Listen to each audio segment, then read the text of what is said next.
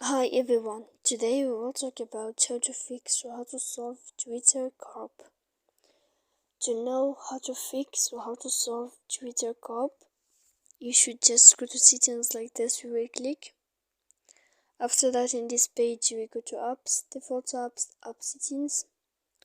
When you will see this list, we go down to find the application of Twitter and you will enter. Then in this page, you will go to click force stop. Sorry for that mistake, force stop. Then you will enter to storage. After that, you will click clear cache. Then you will go to click clear data. And after all that, you can turn off your phone. So please don't forget to support us by like and subscribe.